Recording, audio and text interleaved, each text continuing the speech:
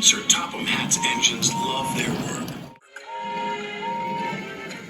Gordon likes pulling the express. Thomas likes his branch line. And Percy likes taking the mail. But none of them likes being a middle engine. It's no fun being stuck in the middle. One morning, Percy was cheerfully collecting coal cars from the smelter yards, where Arry and Bert worked. They liked to play tricks on steam engines. Percy didn't want to fall for their tricks again. But before he knew it, he was stuck in the middle. Oh, bother, chuffed Percy crossly. Little green piggy in the middle, Arry teased. Percy's driver was cross. With coal cars in front of him and coal cars behind, Percy had to go slowly. James was in the yards when Percy steamed slowly by. It's Pokey Percy, James laughed. You wouldn't be laughing if you were stuck in the middle, Percy fumed. And he fumed all the way to the coaling plant. One by one, he shunted his coal cars onto the tipper's loading ramp, and the coal was unloaded. Percy was not allowed to cross the loading ramp until the tipper had been turned off. It was against the rules. But as soon as his driver and fireman left, there was trouble. Henry arrived to pick up coal. He bumped into the coal cars, and the coal cars bumped into Percy. Percy was pushed onto the loading ramp.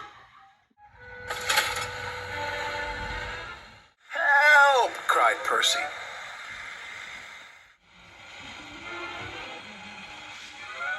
Percy was hoisted up,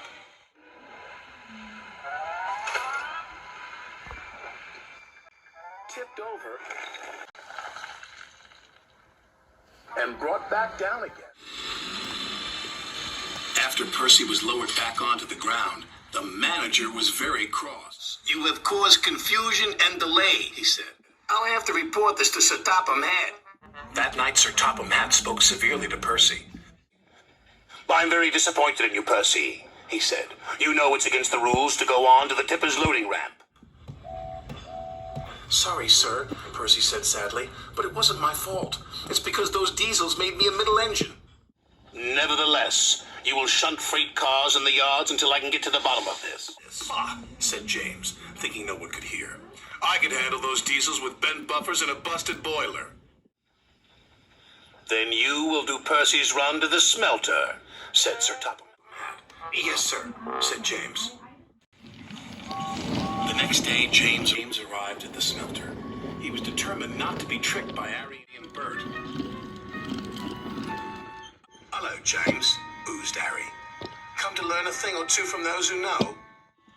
"Just get my freight cars ready and stay out of my way," huffed James importantly. "Yes, sir," Bert chimed greasily. James cheerfully backed up to his freight cars. He was certain he had fooled Arry and Bert, but he was wrong. "Little red piggy in the middle," chortled Arry. "Just like Percy," jeered Bert. "I am not like Percy," huffed James. "I'm not a middle engine, and I'm not moving."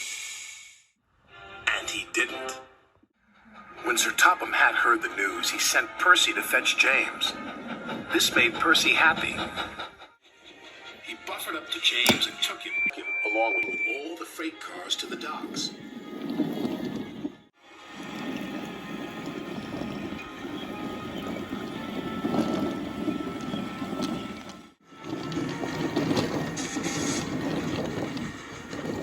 Right on time, said the manager. "But what is that big red engine doing in the middle?" "Learning," Percy replied. "Learning what?"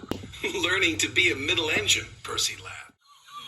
James covered himself in steam, hoping no one would recognize him. But it was no good. There was only one big red engine on the island, and everyone knows his name is James.